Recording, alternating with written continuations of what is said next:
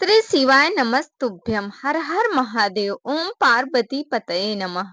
जय श्री राम। स्वागत है सभी भक्तों का अपने YouTube चैनल में। आज श्रावण मास का चौथा सोमवार है और भोले बाबा की कृपा पाने के लिए आइए हम आज सावन मास के चौथे सोमवार व्रत कथा का श्रवण करते हैं। जो भी व्यक्ति सच्चे मन से इस कथा का श्रवण करता है, भोलेनाथ उसकी हर मनोकामनाओं को पूर्ण करते हैं। इस व्रत कथा को सुनने मात्र से ही महादेव की कृपा तुरंत प्राप्त होती है।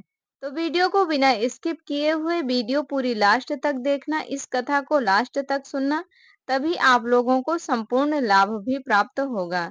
अगर आपकी कोई मन्नत पूरी ना हो रही हो या फिर तमाम प्रयासों के बावजूद आपको करियर में सफलता ना मिल रही हो या व्यक्तिगत जीवन में कोई परेशानी चल रही हो, मतलब कोई भी दिक्कत हो, तो आप सोमवार का व्रत कर सकते हैं।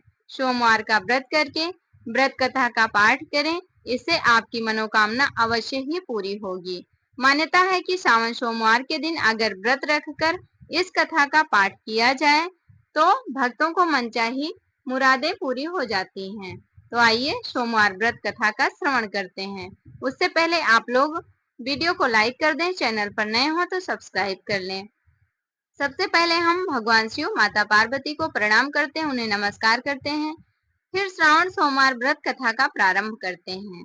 शिव शक्ति की सोमवार व्रत कथा।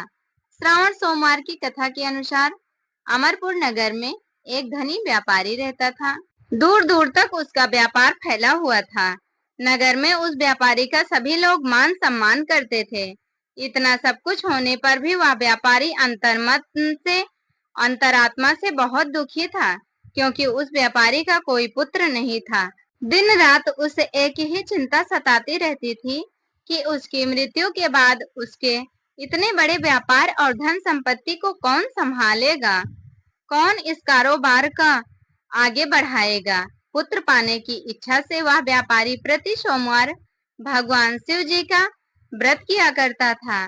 सायंकाल को व्यापारी शिव मंदिर में जाकर भगवान शिव जी के सामने घी का दीपक जलाया करता था।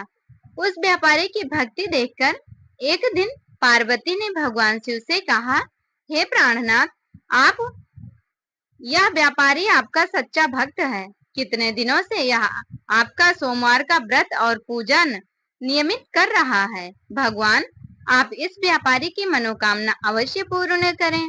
भगवान शिव ने मुस्कुराते हुए कहा, हे पार्वती, इस संसार में सबको उसके कर्म के अनुसार ही फल की प्राप्ति होती है। प्राणी जैसा कर्म करते हैं उन्हें वैसा ही फल प्राप्त होता है। इसके बावजूद पार्वती जी नहीं मानी। उन्होंने आग्रह करते हुए कहा, नहीं प्राणनाथ, आपको इस व्यापारी की इच्छा पूरी करनी ही पड़ेगी। यह आपका अनन्य भक्त है। प्रति सोमवार आपका विधिवत व्रत रखता है और पूजा अर्चना के बाद आपको भोग लगाकर एक समय भोजन ग्रहण करता है। आपको इसे पुत्र प्राप्ति का वरदान देना ही होगा।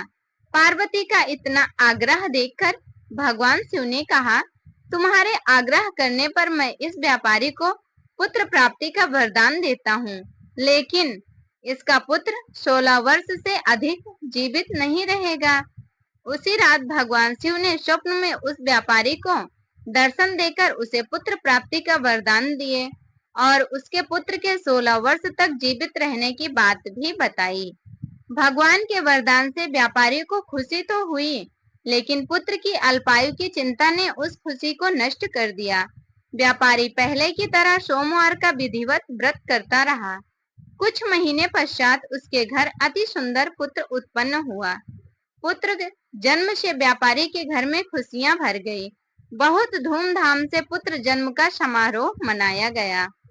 व्यापारी को पुत्र जन्म की अधिक खुशी नहीं हुई, क्योंकि उसे पुत्र की अल्प आयु के रहस्य का पता था। यह रहस्य घर में किसी को नहीं पता था।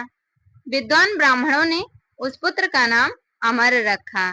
जब अमर 12 वर्ष का हो गया तो उसके पिता ने उसको शिक्षा प्राप्त करवाने के लिए सोचा, तो उन्होंने उन्हें वाराणसी भेजने का निश्चय किया।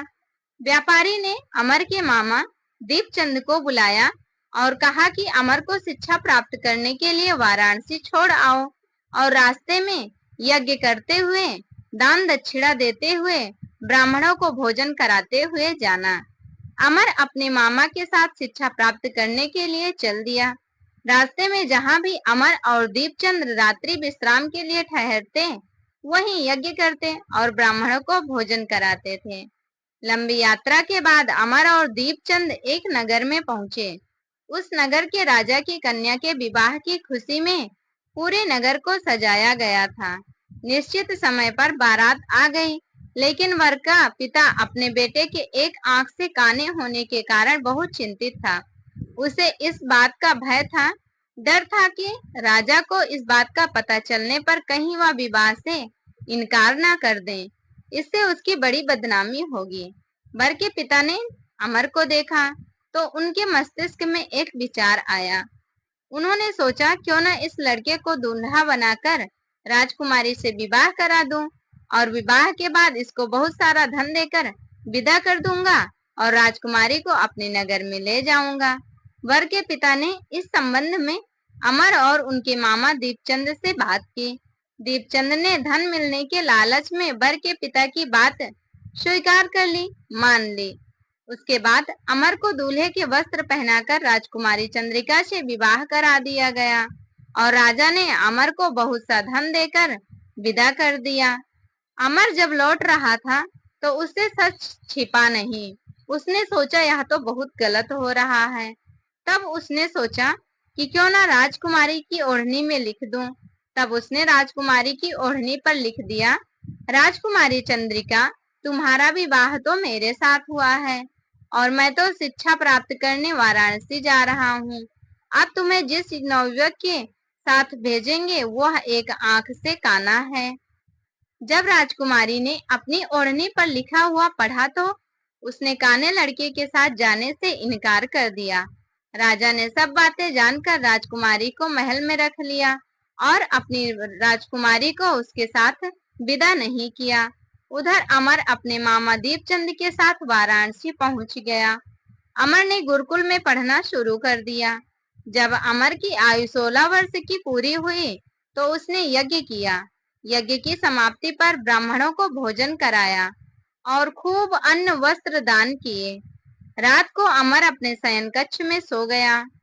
शिव के वरदान के अनुसार शयनावस्था में ही अमर के प्राण पखेरु उड़ गए। सूर्योदय पर मामा अमर को मृत देखकर रोने पीटने लगा। आसपास के लोग भी एकत्र होकर दुख प्रकट करने लगे और रोने लगे। मामा के रोने बिलाप करने के स्वर समीप से गुजरते हुए भगवान शिव और माता पार्वती ने भी सुना। पार्वती जी ने भगवान शिव से कहा, प्राणनाथ, मुझसे इसके रोने के स्वर सहन नहीं हो रहे। आप इस व्यक्ति के कष्ट अवश्य ही दूर करें। भगवान शिव माता पार्वती के साथ अदृश्य रूप में समीप जाकर अमर को देखा तो पार्वती जी से बोले, पार्वती, या तो उसी व्यापारी का पुत्र है। मैंने इसे 16 वर्ष की आयु का वरदान दिया था। इसकी आयु तो पूरी हो गई है।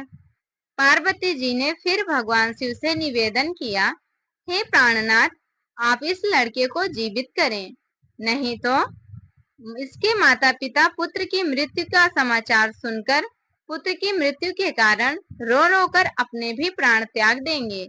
इस लड़के का पिता तो आपका परम भक्त है। वर्षों से सोमवार का व्रत करते हुए आपको भोग लगा रहा है, आपकी पूजा कर रहा है, आपकी आरती कर रहा है, आपकी कथा भी सुन रहा है। पार्वती के आग्रह करने पर भगवान शिव ने उस लड़के को जीवित होने का वरदान दिया। कुछ ही पल में वह लड़का जीवित होकर उठ बैठा। शिक्षा समाप्त करके अमर मामा के साथ अपने नगर की ओर चल दिया। दोनों चलते हुए उसी नगर में पहुंचे जहां अमर का विवाह हुआ था। उस नगर में भी अमर ने यज्ञ का आयोजन किया। समीप से गुजरते हुए नगर के राजा ने यज्ञ का आयोजन देखा। राजा ने अमर को देखा तो अमर को तुरंत पहचान लिया। यज्ञ समाप्त होने पर राजा अमर और उसके मामा को महल ले गया और कुछ दिन उन्हें महल में रखकर बहुत सा धन वस्त्र देकर राजकुमारी के साथ विदा कर दिया। रास्ते में सुरक्षा के लिए राजा ने बहुत से सैनिकों को भी साथ भेजा।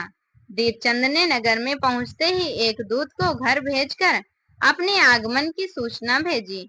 अपने बेटे अमर के जीवित वापस लौटने की सूचना से व्यापारी बहुत प्रसन्न हुआ। व्यापारी ने अपनी पत्नी के साथ स्वयं को एक कमरे में बंद कर रखा था। भूखे प्यासे रहकर व्यापारी और उसकी पत्नी अपने बेटे की प्रतीक्षा कर रहे थे। उन्होंने प्रतिज्ञा कर रखी थी कि यदि उन्हें अपने बेटे की मृत्यु का समाचार मिला तो दोनों अपने प्राण त्याग देंगे। व्यापारी अपनी पत्नी और मित्रों के साथ नगर के द्वार पर पहुंचा अपने बेटे को देखने के लिए। अपने बेटे के विवाह का समाचार सुनकर पुत्र वधू राजकुमारी चंद्रिका को देखकर उसकी खुशी का ठिकाना न रहा। उसकी पत्नी भी अत्यंत खुश हुई। उसी रात भगवान शिव ने व्यापारी के स्वप्न में आकर कहा, हे श्रेष्ठी, मैंने तेरे सोमवार के व्रत करने और व्रत कथा सुनने से प्रसन्न होकर तेरे पुत्र को लंबी आयु प्रदान की है। यह बात सुनकर व्यापारी बहुत प्रसन्न हुआ। सोमवार का व्रत करने से, सोमवार की व्रत कथा सुनने से व्यापारी के घर में खुशियां लौट आई। व्यापारी अपने परिवार के साथ, अपनी पत्नी, पुत्र वधू और बेटे के साथ सुखी पूर्वक सुखमय जीवन यापन करने लगा। शास्त्रों में लिखा है कि जो भी स्त्री पुरुष सोमवार का विधिवत व्रत करते हैं और व्रत कथा सुनते हैं, उनकी सभी इच्छाएं पूरी होती हैं। व्रत करने वाली सुहागिन महिलाओं को अखंड सौभाग्य और संतान सुख की प्राप्ति होती है। वहीं कुंवारी कन्याओं को मनचाहे वर की प्राप्ति होती है। तो सावन का सोमवार हमें अवश्य ही करना चाहिए। तो ये वीडियो यहीं तक थी। मिलेंगे अगली वीडियो में फिर नई नई जानकारी के साथ। यदि आप लोगों को कथा अच्छी लगी हो तो कमेंट बॉक्स में हर हर महादेव लिखना बिल्कुल भी ना भूलें। हमारे साथ जुड़े रहने के लिए धन्यवाद।